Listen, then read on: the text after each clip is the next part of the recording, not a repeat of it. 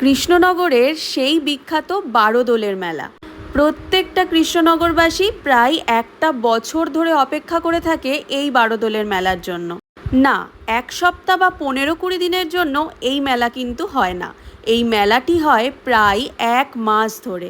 এই যে দেখতে পাচ্ছ সেই কৃষ্ণচন্দ্র রাজার রাজবাড়ি, মনে আছে তো সেই রাজা কৃষ্ণচন্দ্র আর গোপাল ভাঁড়ের কাহিনীগুলো? হ্যাঁ, এই রাজবাড়ির চারপাশ জুড়ে বসে এত সুন্দর মেলা, যেটা কিনা 1 মাস ধরে চলতে থাকে। কি নেই এই মেলার মধ্যে, তোমাদেরকে কোনটা ছেড়ে কোনটা বলবো। এমনকি এই মেলাটা তোমরা কিন্তু একদিনে এসে ঘুরে শেষও করতে পারবে না। জামা কাপড়, শাড়ি, জুতো, ব্যাগ, পুজোর নানান রকম সামগ্রী, কাপ প্লেটের দোকান, আবার একটা করে না অনেকগুলো করে দোকান। কি পাবে না তোমরা এখানে, সব কিছু পেয়ে যাবে। আর কৃষ্ণনগর মানে সবার আগে যেই কথাটা মুখে আসে, মাটির পুতুল।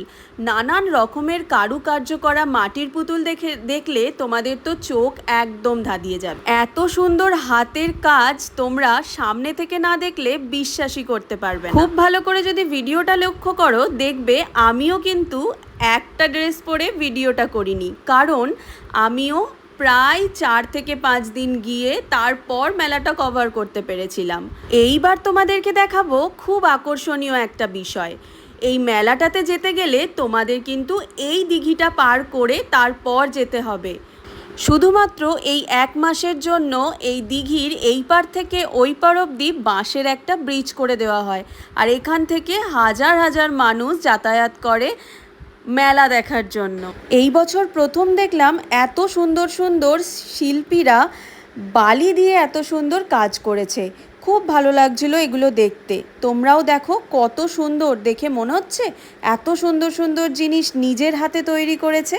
আর এই ফার্নিচারের দোকানটা দেখে আমার তো মনে হচ্ছিল এখানে যত কিছু আছে আমি সব কিনে নিই। এত সুন্দর সুন্দর জিনিস রাখা ছিল এখানে, প্রত্যেকটা দেখেই যেন মনটা ভরে যাচ্ছিল। আসলে মেয়েরা তো ঘর সাজানোর জিনিস সত্যিই ভালোবাসে। এই কাকুর দোকান থেকে আগের বছর খুব সুন্দর একটা গণেশ কিনে নিয়ে গেছিলাম। এত সুন্দর এই কাকুর হাতের কাজ, তাই আবার চলে এসেছি দোকানে দেখতে যে কত সুন্দর সুন্দর মাটির পুতুল আছে। আর হ্যাঁ, বারোদোল মানেই হচ্ছে লস্যি। লস্যি ছাড়া কি কেউ বারোদোলে ঘুরে বাড়ি চলে যায়? লস্যি তোমাকে খেতেই হবে। এখানে হাজারো হাজারো লস্যির দোকান পেয়ে যাবে। এই গরমে লস্যি খেতে কিন্তু সবারই ভালো লাগে, কি বলো? যতই গরম পড়ুক, মেলায় এসে একটু খাওয়া দাওয়া যদি না করো তাহলে আর কিসের মেলা ঘুরলে। পুরো মেলাটা ঘুরে দেখাতে গেলে তাহলে তো ভিডিওটা অনেকটা লং হয়ে যাবে, তাই যেটুকু পারলাম সেটুকুই তোমাদের সঙ্গে শেয়ার করলাম। আর সবাইকে বলে রাখি, একবার হলেও এই মেলাটাতে ঘুরে যেও। তাহলে চলো ভিডিওটা আজকে এখানেই শেষ করি, আবার নেক্সট ভিডিও নিয়ে অবশ্যই দেখা করব খুব তাড়াতাড়ি। ভিডিওটা কেমন লাগলো অবশ্যই জানিও।